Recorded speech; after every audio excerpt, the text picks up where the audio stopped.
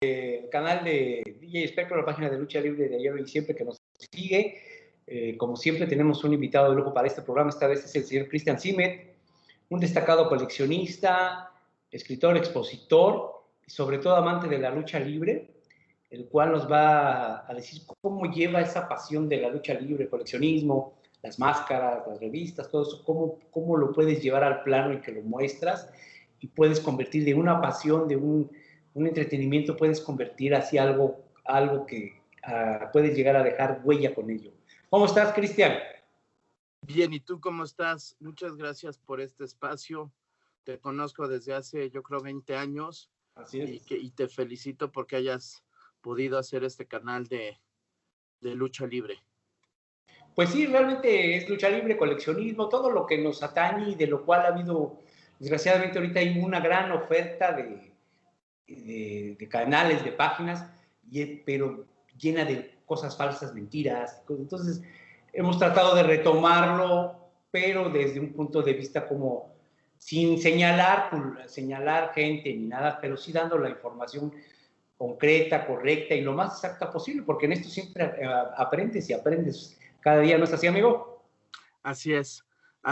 Cada día yo creo que nos vamos dando cuenta con la tecnología que existe en la actualidad, con tantos medios de información, con el acceso a tanta tecnología, que pues hay muchas cosas en la lucha libre que no concuerda con la historia que realmente debiera ser y que es una historia que se ha venido repitiendo pues día con día y que por eso creemos que es verdad, pero en realidad pues no son tan ciertas, ¿no? Hay mucha fantasía o muchas medias verdades en la historia de la lucha libre. Es que realmente, Cristian, no sé si estés de acuerdo con esto, ahorita antes de empezar lo platicábamos, que las verdaderas investigaciones a fondo y los verdaderos, vamos a llamarlo, ya no reportajes por encimita, sino investigaciones más profundas, comenzaron a finales de la década del siglo pasado, en los 90s, y principios o sea, de la mano de la tecnología, también comenzamos a ver que podías irte más allá de lo que tú podías leer en una revista antigua, ¿verdad? Te ibas y entonces empezaba a surgir información y sigue surgiendo, lo cual viene a acabar con mitos, a cambiarlos, a llenarnos y llenarnos de información nueva de hechos pasados que van a complementar o que van del plano a quitar mitos, ¿sí? Exacto. Se me había sido. Entonces, la importancia de esto, de dejarle a las nuevas generaciones documentos como video, como libros, no salir a decir que uno tiene la verdad absoluta. Yo creo que en la lucha libre ha sido un error de muchos, salir a decir, esta es la verdad absoluta y de aquí no nos movemos. Realmente hemos estado descubriendo muchísimas cosas de acontecimientos pasados, porque además recordemos que la lucha libre siempre la tenían ahí como el patito feo. Si tú te gustaba la lucha libre eras un naco, o sea, en los 80s, 70s, 90s, hasta que entró la televisión, tú eras un naco si te gustaba la lucha libre. Entonces no había como aquello de aceptar, ¿no? Pues a mí me gusta, yo investigo, yo hago, yo esto.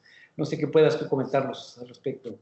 Pues sí, mira, a mí me tocó, yo empecé a coleccionar objetos de lucha libre cuando tenía 7 años. Te estoy hablando hace 38 años. Cuando mis papás les gustan mucho las antigüedades y eran aficionados o asidos a ir a los mercados de antigüedades.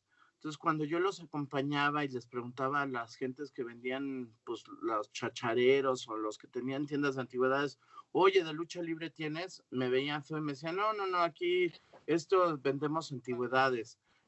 Casi me decían, vete a los tiraderos a ver si encuentras cosas de lucha libre.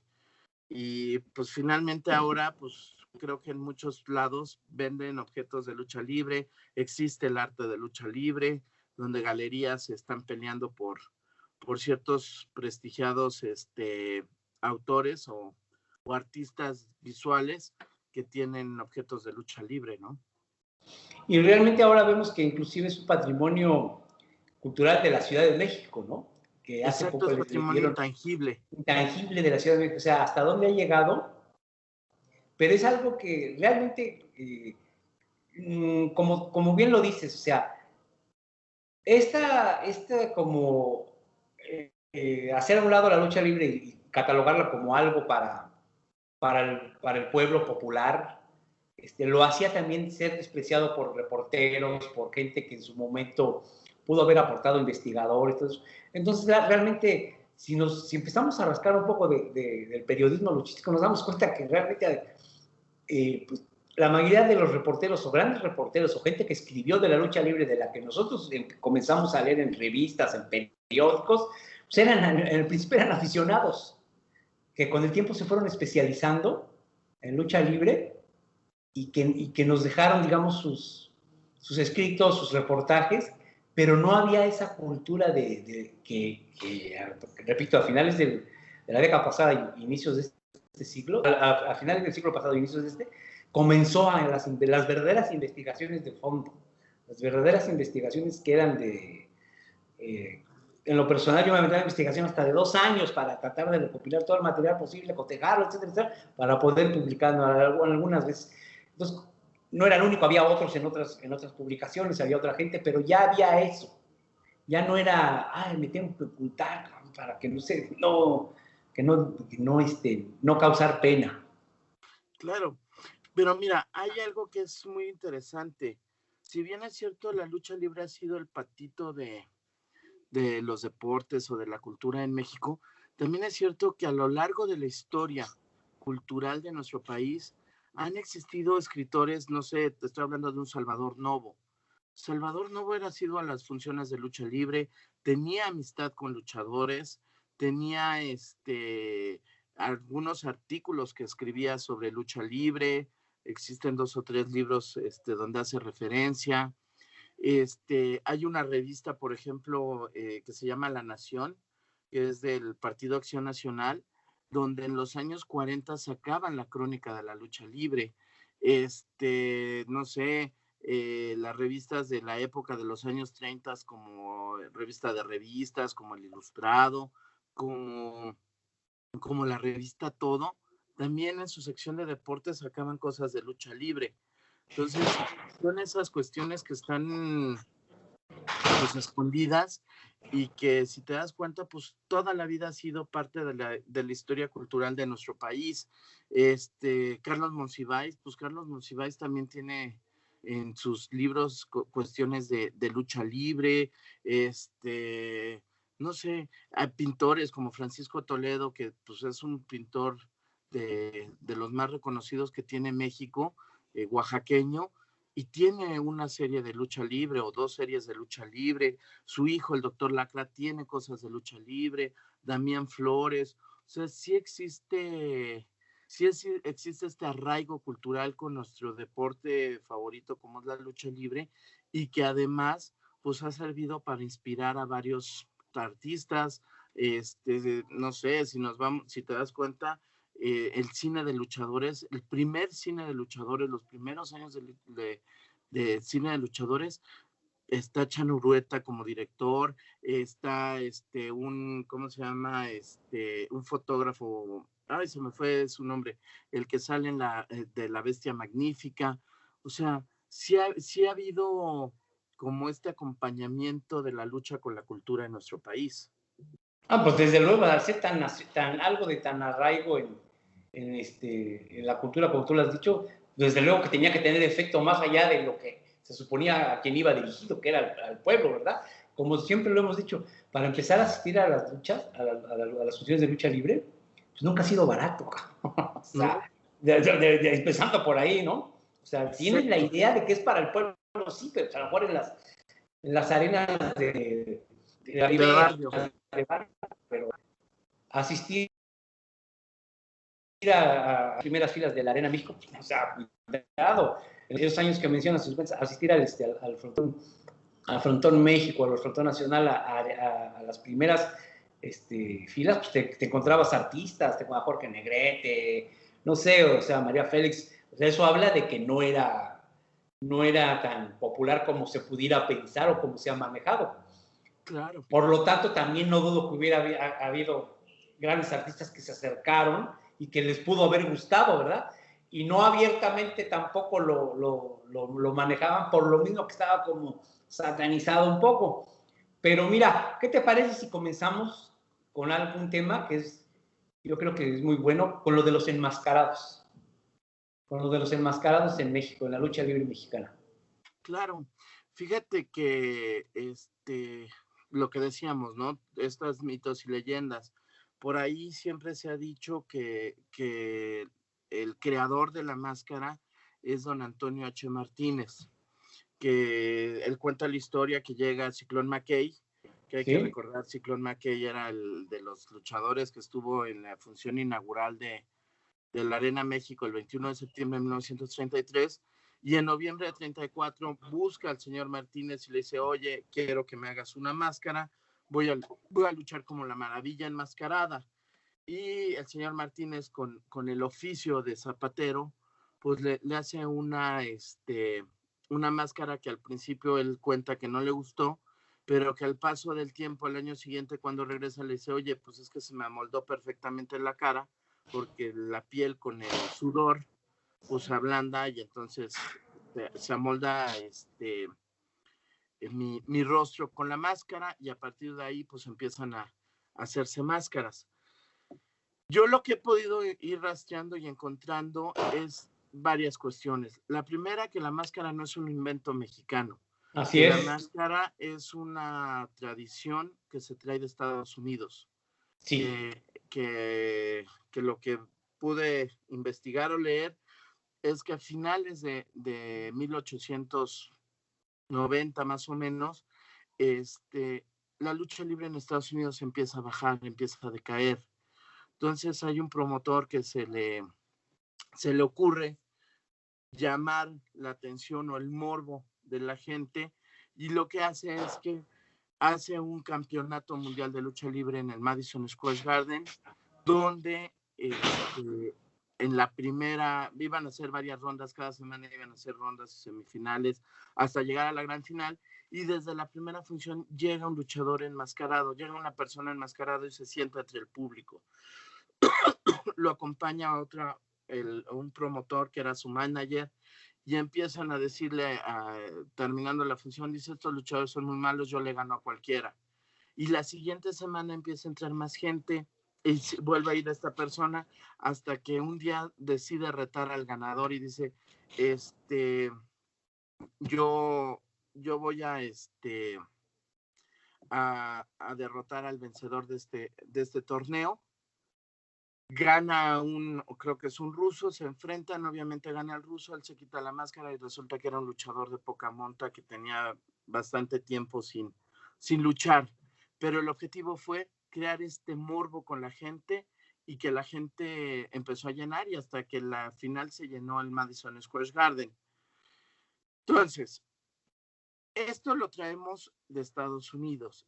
El nombre que luchaba ya es Masked Marvel, Maravilla Enmascarada. ¿Por qué? Porque no tenían un nombre como tal. Simple y llanamente era la idea de tener un enmascarado, que la gente no sabía quién era, y ese morbo es el que va a traer a la gente. Yo lo que pude ver es que desde marzo de 1934, desde el 21 de marzo de 1934, el 4 de marzo de 1934 en la Arena México, David Barragán se enfrenta al enmascarado. Este enmascarado, hay varias gentes que dicen que es Luis Núñez.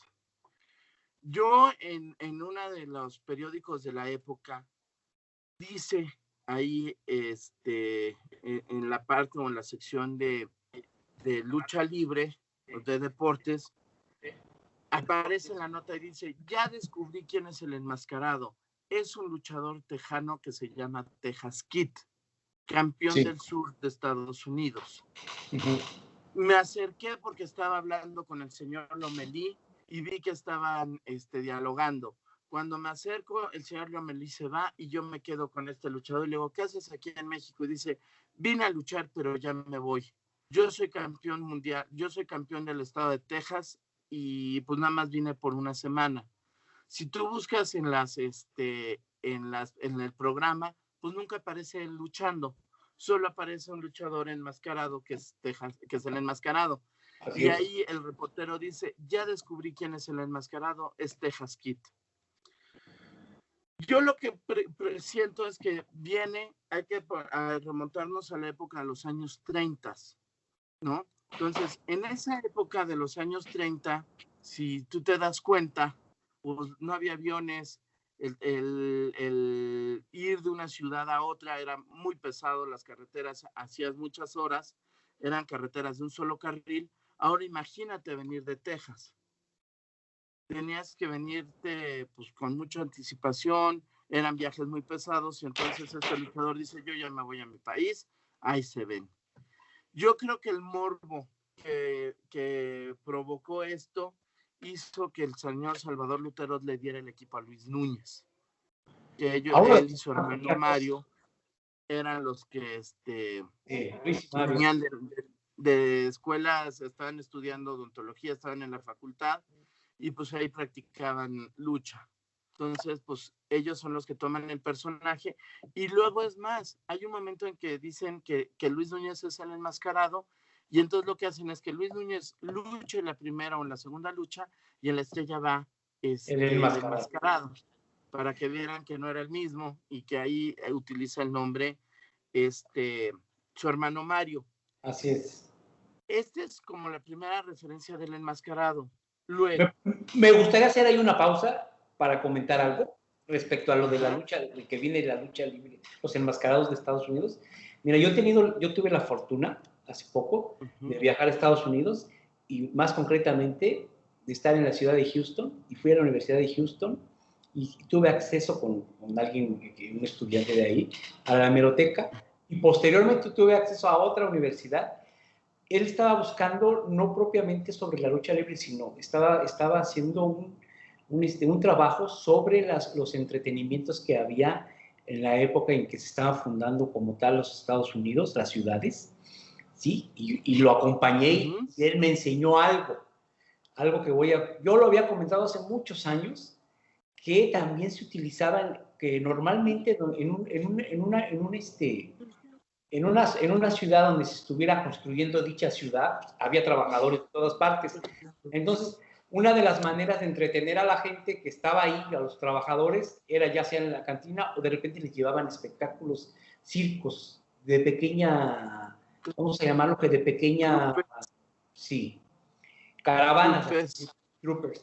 Y dentro de esas caravanas, algún promotor, algún dueño de un circo se le ocurrió enfrentar a uno de sus trabajadores, pero en una especie como de, no era boxeo, en una especie como de lucha contra alguien que lo retara del pueblo, ¿sí? Claro. Normalmente ese personaje que el dueño del circo tomaba y lo enfrentaba era otro que a lo mejor era el domador de los leones, o era el hombre fuerte, porque en ese entonces llevaban su hombre fuerte, y para evitar sus paleros. O sus paleros, con algún palero, exactamente, pero para evitar que lo reconocieran, digamos, como tal, a esta persona, al del circo, le ponían un saco de frijoles pequeño, o un saco de papas pequeño, no grande, no costal, sino un saco, y le hacían 2 agujeros y se los cerraban, ¿sí? Y se inventaba la historia de que era un prófugo de la justicia, y que por lo tanto no podía revelar su identidad, y que tenían que enfrentarlo así. Y el que lo venciera se iba a ser acreedor a un premio económico, que obviamente lo ganaba, ¿no? Cuando lo llegaba a ganar era un palero, o sea, alguien más del circo, pero de ahí, o sea, este espectáculo surgió en muchas ciudades de Texas que se estaban construyendo en ese entonces, y de ahí viene la idea que se quedó en el público, ¿no? Pasado, de decir que los enmascarados ocultaban algo, que por eso eran enmascarados, porque eran prófugos de la justicia, ¿verdad? Eso vendría a complementar un poco lo que después dices, que este promotor ya lo vio y entonces decidió hacer algo similar ya en el Madison Square Garden, pero era algo que se daba mucho. Es lo que leí yo propiamente, de hecho me lo tuvieron que traducir porque estaba en inglés. en esta universidad, en un libro que trataba sobre los entretenimientos que había para los trabajadores que estaban construyendo las ciudades en esa época. Y no dudo que en otras partes de Estados Unidos que estaban creciendo hubieran ideado cosas similares, ¿verdad? Entonces esa fue una de las primeras veces que se utilizó máscara para un encuentro, que no era máscara, nada más era un saco amarrado con una cuerda y le abrían los ojos para que no reconocieran que, según le creaban ya sea el mito de que era prófugo de la justicia, o no reconocieran que era el mismo, que era el hombre fuerte, por decirlo, ¿verdad? Claro. Okay. Y perdón, y que antes de pasar quería decir ese. ¿Cómo se ve bien? Perfecto. Está bien. Y que también pienso que eran como pasamontañas, que no tenían la forma de una máscara como la conocemos en la actualidad, ¿no? Porque también recordemos que esas máscaras las utilizaban unas similares los del Ku Klux Klan, ¿sí? Claro. O sea, eran exactamente unos sacos donde podían cargar, no sé, monedas, papas, frijoles pequeños, ¿sí? Que idearon ponérselos y nada más abrirles los ojos. O sea, todo. Yo hace muchos años lo dije en los foros, es que la máscara no, como tal, viene desde el siglo en 1800 allá en Estados Unidos, porque en las ferias, etcétera, etcétera. Pero todo se va complementando, o sea, lo referimos, todo va complementándose y lo bueno de este tipo de pláticas es que podemos, no querer imponer, sino decir lo que cada quien por su parte ha descubierto y formar, irse formando ya algo más concreto, ¿verdad? Claro. Ahora sí, continuamos, nuevo, perdón. Mira, luego, el día 26 de abril de 1934, en la Arena Peralvillo Cozumel, lucha un enmascarado que se llama el enmascarado Vasco. Sí. Y lucha en contra de Ramier. La pregunta es esta: ¿la Arena Peralvillo Cozumel formaba parte o no de las plazas que tenía don Salvador Luterot? Eso es lo que todavía no logró. Lo que yo sé es que no, ¿eh? Yo hice algo de la Peralvillo Cozumel. Lo que yo sé es que no. Entonces, aquí ya hay un segundo enmascarado, más o menos 2 meses después. Luego, el 21 de junio de 1934, en la Arena Libertad, se enfrenta el enmascarado rojo contra Luque el Griego. Entonces ya estamos hablando de un tercer enmascarado. El 28 de junio de 1934, en la Arena Peralvillo Cozumel, se da el primer encuentro entre enmascarados, que es el enmascarado Vasco contra el enmascarado USA, ¿no? Y hasta noviembre de 1934, el 22 de noviembre, es cuando se aparece la maravilla enmascarada ya en la Arena México. Así Entonces, si nos damos cuenta, pues fue mucho, hubo más otros enmascarados antes de la maravilla enmascarada. Y lo que es importante resaltar es que en 1934 la maravilla enmascarada pierde su máscara en la Arena Nacional contra Benny Lee Maralá, ¿no? Contra el sirio, no Ajá. Contra Maralá, el mexicano, ¿verdad? Ajá, el sirio. Sí, el original. El original, el que vino en los años 30, sí. ¿No? Entonces, pues creo que es importante señalar que sí, yo sí considero que el señor Martínez sea el creador, a lo mejor como conocemos actualmente la máscara. Pero de ahí a que se le deba el invento de la máscara, creo que sí hay un largo camino. Entiendo que él ya pudo registrar como invento, tiene la patente de la máscara como invento.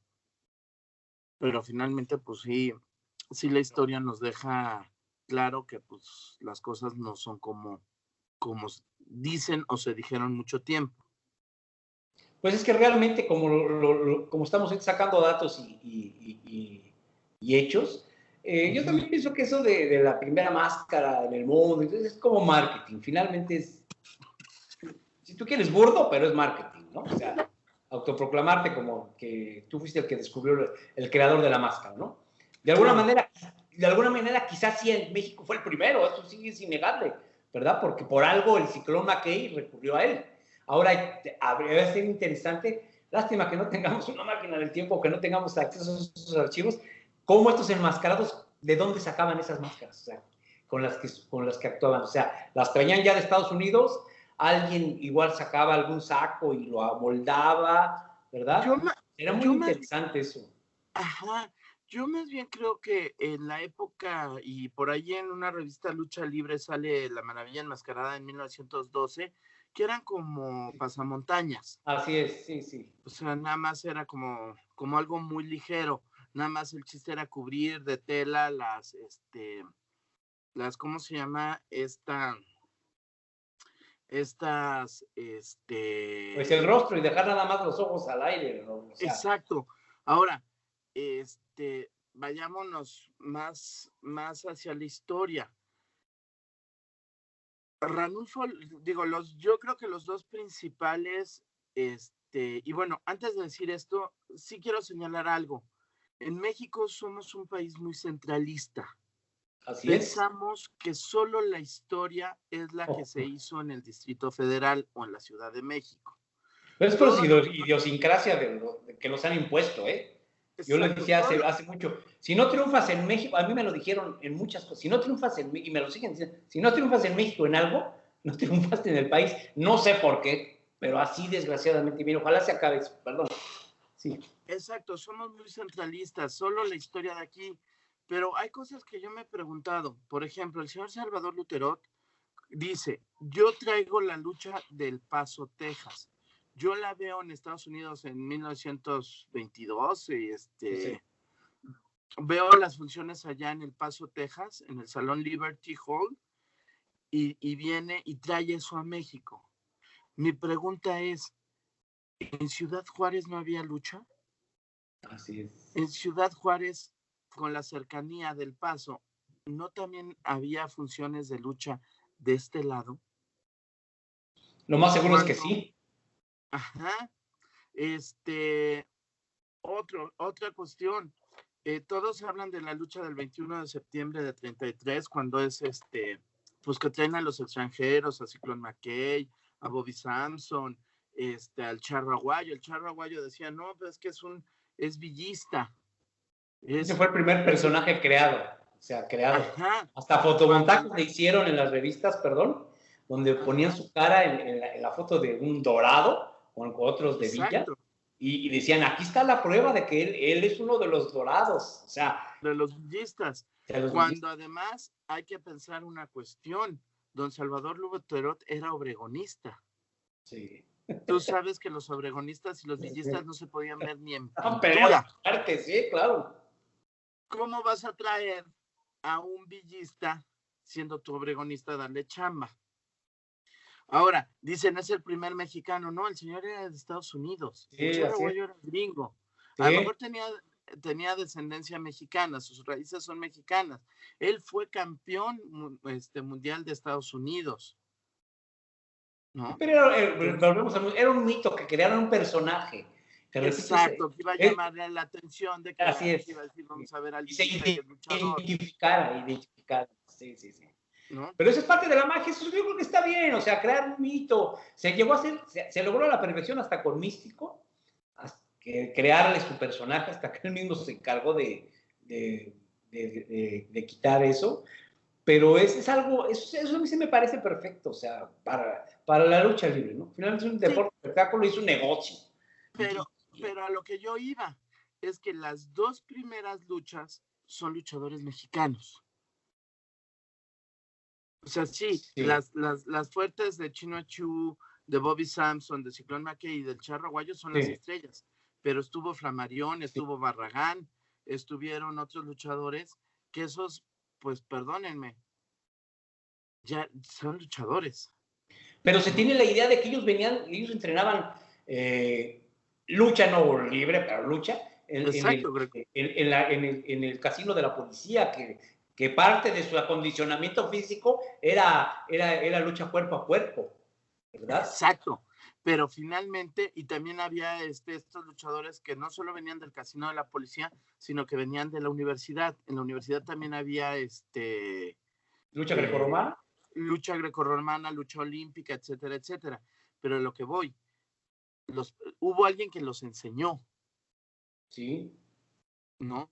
Y quienes yo siento que haber sido los propios bueno, perdón, sí, no, tú dilo, ¿quién crees que haya sido? Acuérdate que está Ugartechea, está Pérez de Prián, donde ya había gimnasios de acondicionamiento y de escultura física. Yo creo que adaptaron como esa gente a la lucha libre. Les han dado un curso rápido con los extranjeros cuando llegaron. Yo creo. Está muy bien. Eso pudiera ser para la Arena México. Así es. Pero los de la Peralvillo Cozumel que empiezan en marzo. Así es. Tienes toda la razón. O sea, son los enigmas que esperamos. Poco a poco se va a ir conociendo todo. Exacto. Digo, yo no sé cuándo sería la primera lucha de la Arena Peralvillo Cozumel, pero al menos sí tengo el registro que en marzo ya había una función de lucha libre y ya había un enmascarado. Entonces, también hay que tomar en cuenta que el periódico más importante de deportes, o el único, era La Afición. Uh-huh. La Afición era un periódico que estaba, ¿cómo te diré?, en sociedad con la Arena México, ¿no? Entonces, por eso es importante que La Afición solo saca lo de la Arena México. Tienes que irte a otros periódicos, a otras revistas, para poder empezar a indagar todas las funciones que habían, porque estaba la Peralvillo Cozumel, estaba el Deportivo Venustiano Carranza, estaba el Plutarco Elías Calles, había una serie de lugares donde se hacían funciones de lucha que no tenemos registros y que son de 1934, 1935, 1936. O sea, tenemos que decir, bueno, ¿qué es lo que está pasando? Ahora, vayámonos a Guadalajara. En Guadalajara en 1930 ya también había luchas. La Arena Afición, la primera Arena Afición de Pachuca, hay funciones en 1934. Entonces, la Arena Afición, ¿quién era el promotor? Era el señor Flores, ¿no? Y este señor Flores, pues era aliado de Salvador Luterot. Entonces, la pregunta es esa. Nosotros la Arena México mandaba a los luchadores a Pachuca, o allá también tenían su escuela. Yo creo que deberían de tener su escuela, mandaban las estrellas, pero que deberían de tener los preliminares de ahí, Exacto. Y vayamos entonces a este tema. Si se supone que para poder ser luchador tienen que pasar cierto tiempo de preparación, pues sí. Además, acuérdate de algo, la función de la Arena México es el 21 de septiembre de 33. Funciones en 33 creo que se acabaron en noviembre. No, y reinicia la temporada hasta creo que febrero o marzo, ¿no? Entonces, ahí esos lapsos, ¿qué pasó? Fue que empezaron a ser luchadores, fue que empezaron a entrenar, a prepararlos. También recordemos un punto, Cristian, que no hay que dejar pasar por alto. Recordemos que estamos hablando de la prehistoria de la lucha libre en México, o sea, de los inicios. Debió de haber sido algo que de repente dijeron, ¿saben qué? Desde la primera función no vamos a poder mantener el ritmo trayendo puros extranjeros, tenemos que hacernos de gente. Pues claro, así como estén, vamos a echarlos, cabrón, al ruedo. O sea, que vayan a aprender sobre la marcha y que se pongan a entrenar. Y por eso fueron, yo creo que a estas partes que mencionamos, bueno, el casino de la policía, y se trajeron a alguna universidad y se trajeron, con algunos de sus visores que había tenido señor Lutero, se trajeron gente. Y obviamente recordemos que no era él solo, él tenía un equipo de trabajo que lo fue traicionando y fue saliéndose a implementar lo mismo, al ver que podía ser un buen negocio, y las mismas fórmulas las empezaron a repetir. Pero también, imagínate qué encuentros han de haber dado al principio, o sea, han de haber sido, los preliminares han de haber sido fatales sus luchas, ¿verdad? Claro. Porque no, era un proceso que se estaba dando de algo nuevo. Y que además acuérdate que ¿cómo se llama? Cuando Lutero quiere traer a los luchadores, lo primero que busca es la Arena Nacional. Y los dueños de la Arena Nacional le dicen, no, aquí hay box, no queremos lucha. Entonces, y después lo fueron a amenazar. Por eso se van a la Arena Modelo, por eso él la compra, construye, remodela la arena, la vuelve a Arena México, y es cuando se acercan otra vez los dueños de la Nacional y le dicen, no, sabes que sí quiero que vengas aquí. Y haces tú las luchas o yo las hago. Y es cuando Lutero dice, bueno, yo las voy a hacer y entonces van a ser jueves y domingos las funciones. Pero a la par Lutero se saca un as de la manga, a la par Lutero, el señor era, por algo había sido lo que fue en el ejército. Sí, claro. Tú sabes qué hizo, que les dio por su lado y le dijo, ok, porque lo amenazaron, le dijeron, los luchadores, como son extranjeros y nosotros que somos extranjeros y está escrito en la historia, no lo digo yo, o las haces con nosotros o nosotros impedimos que vengan a actuar. Entonces les da por su lado, les dice que sí, pero él a la par empieza a buscar arenitas donde sean entre semilleros y donde él pueda en determinado momento dejar a estas personas del frontón y hacer sus funciones. O sea, les dice que sí, pero como buena estratega del ejército, que lo fue, les dice que sí, pero él empieza a mover sus piezas por acá para que en determinado momento, si le bloquean la arena México, la modelo, Arena México. La Nacional.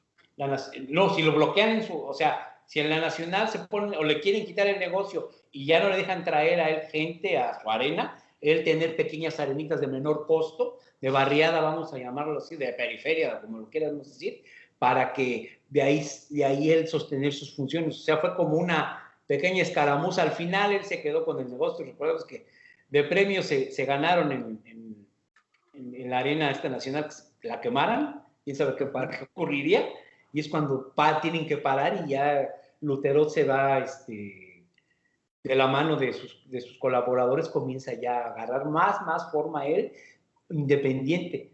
Pero también recuerda que no solamente fueron ellos, también su brazo derecho lo traiciona y dice que empieza también a hacer funciones. O sea, fue una época muy dura, que había que sacar elementos, que había que sacar situaciones de todas partes porque era el inicio de un gran negocio. ¿No crees? Entonces claro, por supuesto, y que además toda su inteligencia fue un visionario en todos los aspectos, ¿no? Y fíjate, ahorita que mencionas, por ejemplo, Arena Modelo, acabo de ver hace 20 minutos un artículo que sale en una página prestigiada, no lo voy a decir, pero es de risa.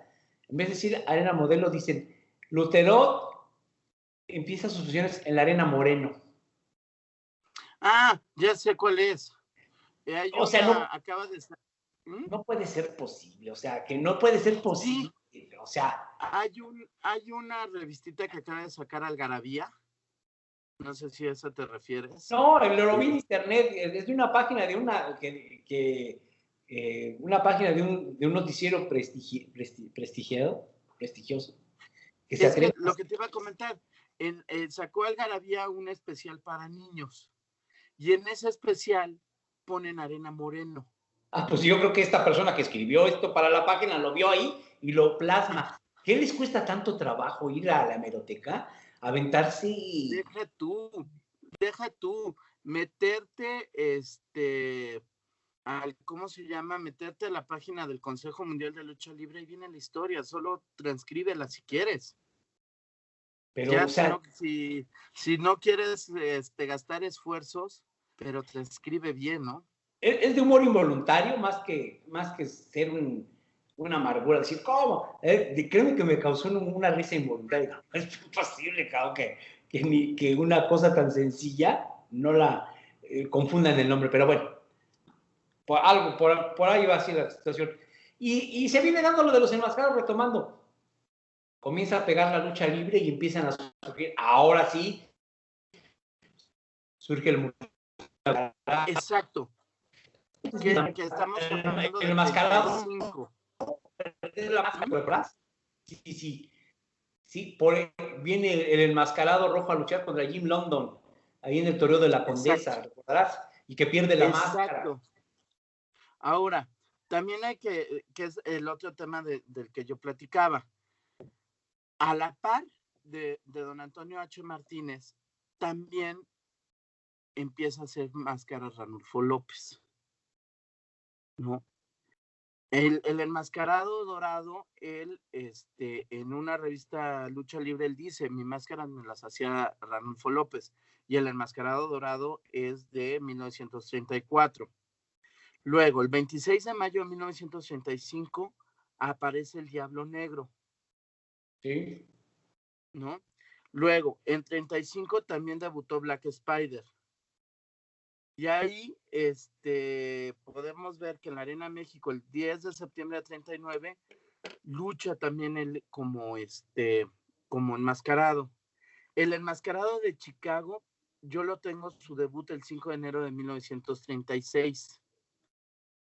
Entonces, si te das cuenta, ha habido una serie en esa época salieron muchísimos enmascarados.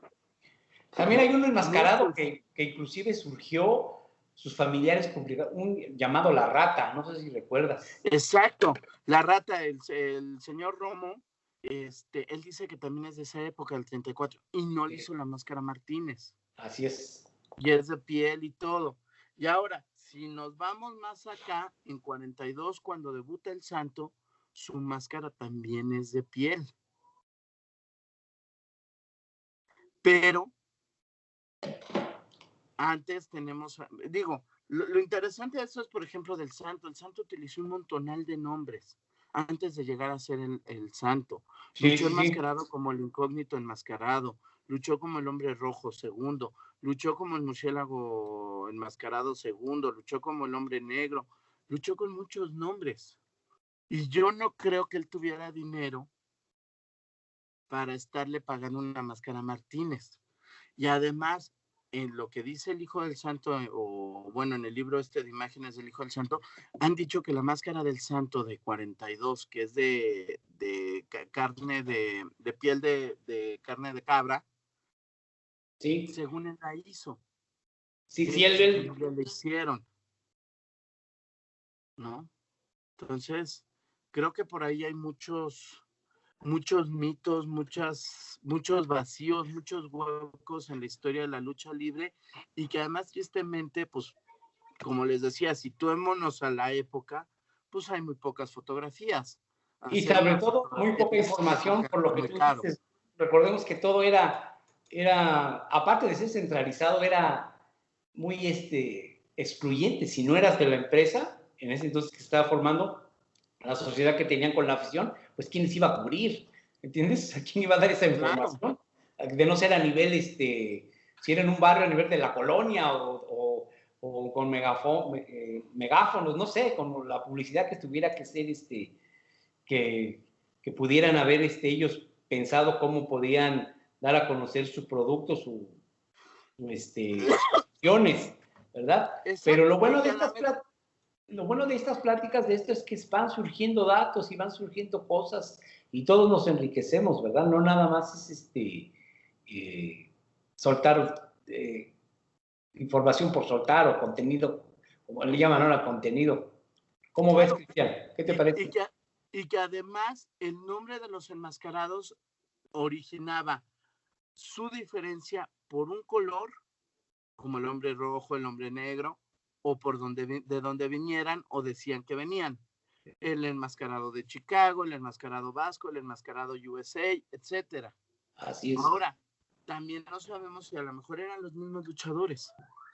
Y nada más que para luchar en una arena o en otra arena, pues se cambiaban o se ponían. Digo, ¿cuál es la diferencia entre el enmascarado USA y el enmascarado de Chicago? Pues a lo mejor era el mismo luchador, ¿no?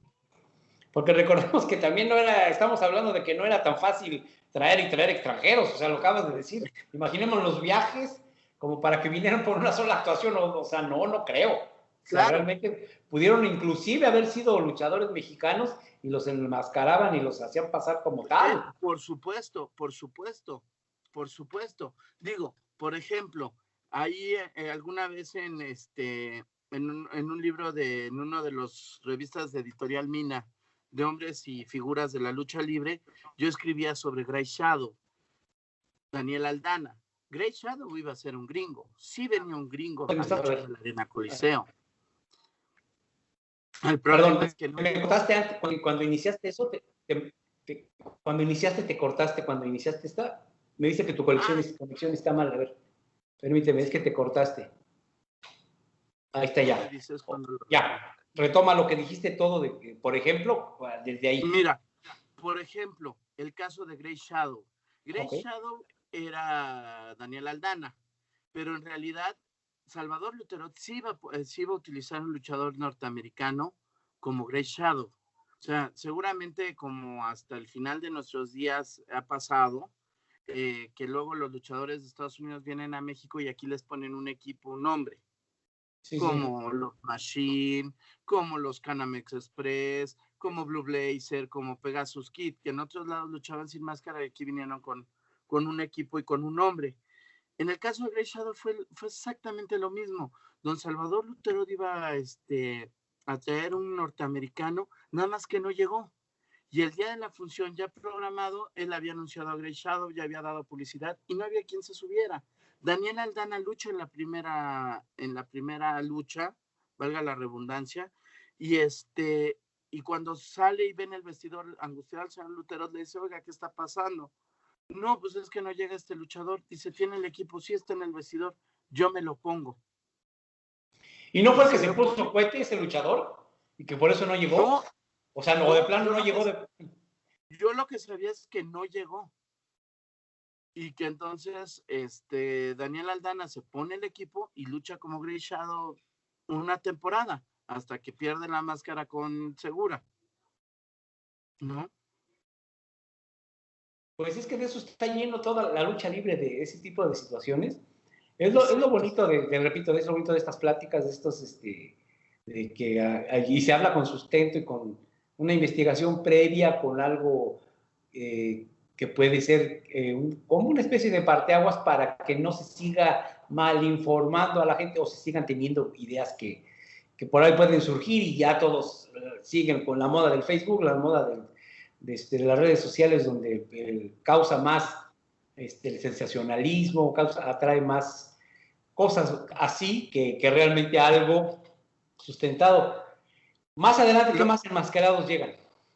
Mira, perdón, antes para complementar tu tema. Ahorita en Facebook alguien subió en la página de internet un video que hablaba de la lucha de máscara contra máscara entre Black Shadow y el Santo, donde dicen que Black Shadow se mete al vestidor y no quiere dar la máscara y entonces lo vuelven a sacar y le quitan la máscara y entonces Black Shadow agarra la máscara y se va con ella al vestidor y en el vestidor él se mete a bañar y le robaron la máscara y nunca nadie supo qué había pasado con la máscara. Y ahora todo el mundo dice eso, y que le robaron la máscara y que robaron la máscara, lo cual no es cierto. Algún día, si se ponen a leer, a estudiar y todo, se van a dar cuenta en dónde está esa máscara. ¿Qué fue lo que pasó con esa máscara? Pero yo lo que digo es que en esa época las luchas de máscaras no eran como ahorita. Era una lucha como tal, era así, donde se enfrentaban para ver quién se quedaba con su incógnita y no, pero las máscaras se las quedaban. O sea, no había esa tradición de entregar la máscara. Por ejemplo, pues el Santo se las arrebataba. El Santo sí se las arrebataba. Sí, o se las quedaran. Ve las fotos. Por ahí están las fotos que tiene el señor Arturo Ortega en su archivo. Donde el halcón negro se quita la máscara y todas las fotos el halcón negro tiene la máscara en su mano. Nunca se la entrega. Por eso esa máscara no está en la colección del Hijo del Santo, que es el que tiene las máscaras de su papá. Algunas, porque perdió otras en diversas situaciones extras. Se perdieron algunas. Pues sí, pero yo creo que esas no se entregaban. Simple y llanamente la idea era que diera a conocer su rostro, no que hubiera esta entrega como trofeo. Okay. Es más, si te das cuenta, algunos de los luchadores o la mayoría de los luchadores han vendido sus máscaras que han ganado. Sí. ¿No? o las han regalado, las han cambiado, han hecho un montonal de cosas. Por ejemplo, Ultraman cuando gana la máscara a Tony López de la Sombra en el Toreo de Cuatro Caminos, se la entrega a doña Virginia Aguilera. Es más, Virginia Aguilera no se la al ring. entrega. Pero no se la entregó. De hecho, Ultraman se la quería quitar. O sea, Virginia Aguilera desenmascara. O sea, él suben a Virginia Aguilera para que se la quite a Tony López. Y Tony López se la da a Virginia Aguilera y Ultraman se la pide y nunca se la quiso dar. O sea, no fue que Ultraman, al revés, Ultraman después se la pedía y la señora nunca se la quiso regresar. Seguramente porque Tony López le dijo, la máscara que perdí es tuya y te la regalo. Y es mi máscara. ¿no? Sí. Y seguramente Ultraman la vio y dijo, pues la voy a vender en Japón como venden sus máscaras, ¿no? Pero bueno, mira, ya vamos a llegar casi a la hora del programa. Esto suena muy interesante, pero da para muchos más. ¿Qué te parece si cerramos?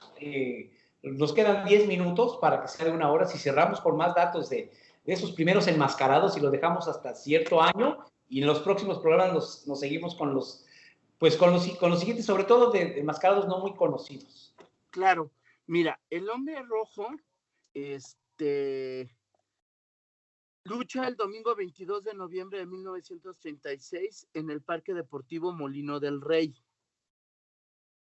Luego ya viene, ya mi siguiente antecedente ya es un enmascarado, yo creo que de los primeros más importantes o más famosos, que es el Murciélago Enmascarado. Que él es, que empieza, el 3 de abril de 1938, cuando se presenta en la Arena México ya como enmascarado. ¿no? Y que es el primero que pierde varias veces la máscara. Así es. Que la pierde con Octavio Gaona en 1940.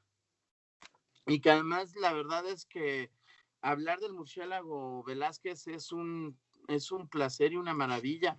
Fue policía, fue guionista de varios argumentos del cine mexicano. O sea, era realmente una gente, pues yo creo que para su época y para ser luchador, una de las personas más preparadas que ha tenido la historia de la lucha libre, ¿no? Inclusive decía que tenía el tratamientos para el cáncer.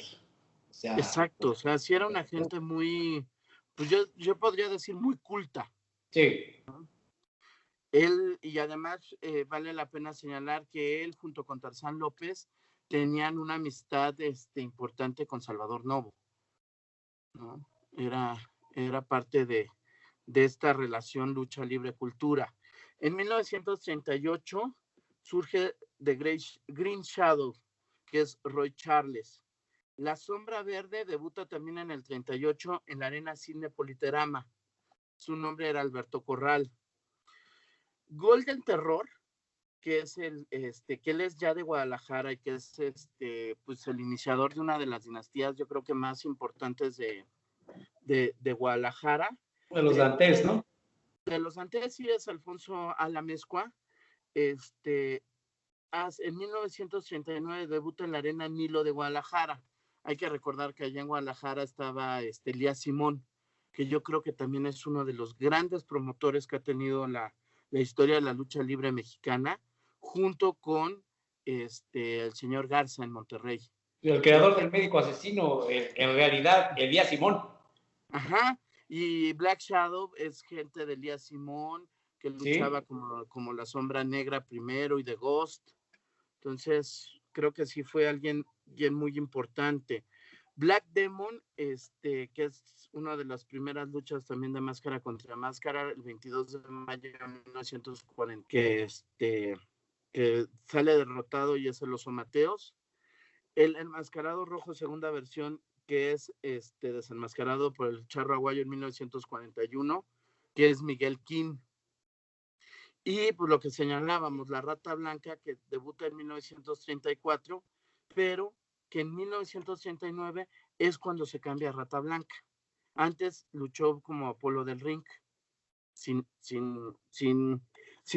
capucha, y que fue alumno de Rosendo Arnaiz en el Club Deportivo Internacional, ¿no? Ok, todos estos datos, ¿dónde los podemos, a la gente que esté interesada, dónde puede conseguir estos datos? Mira, yo hice este libro que se llama, junto con Mario Paniagua, y se hizo La Lucha. Salió el año pasado, son pocos ejemplares, fueron casi 1000, y pues ya quedan poquitos. Apártame el mío, ¿eh? Sí, claro. Pues me pueden mandar mensaje a mi página de Facebook para adquirirlo. ¿Cómo haces esta? Mira, yo sí sé cómo se hace una investigación, pero tú, para que le puedas explicar a los aficionados, a los fans, a los chavos que hacen videos, a los chavos que intentan escribir o que lo hacen, ¿cómo haces tú una investigación? O sea, a grandes rasgos, ¿cómo llevas a cabo una investigación para poder plasmarla en un libro con datos muy certeros? Explícale a la gente. Pues mira, lo importante más que nada es que tengo más de 37 años, 38 años coleccionando cosas de lucha libre. Entonces, tengo mis revistas, tengo periódicos, tengo programas, tengo ¿y qué es lo interesante de este libro? Que la mayoría de las cosas vienen con un programa soporte. O sea, si yo te digo que el enmascarado luchó el 22 de marzo en la arena, en la Arena México, aquí está el programa donde aparece ¿cómo se llama? Ok, los datos que estás dando. Los datos, ¿no? Entonces, mira, vienen fotografías, vienen muchísimas cosas. Ve, aquí está. Box y lucha, Arena México, presentación del sensacional luchador enmascarado contra David Barragán y 2 eventos de lucha libre más. Arena Peralvillo, el enmascarado vasco contra Ramier. Entonces, pues todo es de estar leyendo, de estar investigando, de estar yéndote a los periódicos, a la hemeroteca. Acabas de decir algo, la hemeroteca, es que mira, mucha gente va a decir, pues es que yo tengo 25 años de edad, alguien, yo no puedo volver el tiempo y ser coleccionista, no, pero puedes ir a la hemeroteca, puedes buscar, puedes platicar, puedes informarte, no agarrar lo primero que veas en Google. Exacto. Y que realmente haya un sustento. Ha habido muchas tesis de lucha libre, ha habido muchas cosas que se van con estos anuarios que, por ejemplo, sacaba Box y Lucha y decía, los que han perdido la máscara, y se ponen a copiarlos y ya piensan que están innovando o que están haciendo algo nuevo. Así es. Mira, realmente te voy a decir algo. Tú eres coleccionista, has logrado, porque de alguna manera has hecho varios intentos en diferentes publicaciones, pero has intentado innovar. Los que escribíamos también intentábamos innovar, no copiar precisamente, porque había otros que copiaban nada más y así lo sacaban, ¿verdad? Claro. Te tienes que dar cuenta que así no vas a llegar a ninguna parte, tienes que innovar precisamente para poderte hacerte pues realmente de credibilidad, porque no es lo mismo copiar a investigar, ¿verdad? Porque muchas cosas no son ciertas y tú las sigues copiando y las sigues diciendo. Lo importante, decía mi papá, digo, yo estudié una carrera, soy abogado de profesión. Lo primero que me dijeron es, tienes que irte a la fuente original. No te puedes quedar con lo que puso una persona porque a lo mejor no es cierto. Lo que tienes que buscar es la fuente original. Y entonces, si tú ya tienes una fecha, pues entonces me voy a la afición, me voy a los periódicos de esa época, a tratar de ver qué era lo que se escribió, qué no se escribió, si era verdad o no. Hay muchos donde sí viene este pique entre la afición, donde decía, es que estos luchadores no son buenos, se van a presentar en la Arena Nacional, pero dudo de su capacidad. O sea, sí había este tipo de, digo, para traerlos un poco a la actualidad de los años 70s, 80s, los pleitos entre el Halcón y Lucha Libre. Es que realmente recordemos que, por ejemplo, primero, en lo que dices de la acción Frainano era programador de la arena, era matchmaker de la arena de Salvador Lutero, en un tiempo también no nada más fue... No, el señor Andere. Pero también Frainano tenía que ver como que, a lo mejor no abiertamente, porque Frainano tenía otra, o sea, no escribía nada más de lucha libre, él escribía de varios deportes. Pero y la afición estaba el señor Andere... de las oficinas de la México. Sí, o sea, y realmente esta gente era como que por ellos tener contacto también con un público que consumía periódicos o revistas, según sea el caso, pues sabían más o menos qué era lo que la gente también quería ver. Entonces, de alguna manera asesoraban a Salvador Lutero o al señor Flores en la época de los independientes, por ejemplo, ¿no? Que también hubo una época que se apoyó mucho en Héctor Valero cuando surgió. Claro, y que ahí te voy a decir algo, Ulises, y que a lo mejor sería tema de otro programa. Yo sigo diciendo que el señor Flores era una persona muy cercana a don Salvador Luterot. Entonces, me cuesta trabajo pensar en este movimiento independiente de los 70s como un movimiento realmente separatista. Yo más bien creo que fue una estrategia laboral entre el señor Flores y el señor Luterot. ¿Por qué? Porque si tú te vas a otra empresa no tienes que liquidar. Y si te das cuenta que la mayoría de los luchadores que se fueron todos los luchadores que ya tenían mucho tiempo o mucha antigüedad en la Arena México. Sí, podemos pensar que fue hasta algo planeado entre ellos, porque inclusive recordarás que en sus 2 primeras funciones en el Palacio de Deportes, y me refiero, y no creo que los luchadores se hayan enterado, o sea, más bien fueron utilizados. También puede ser buen punto.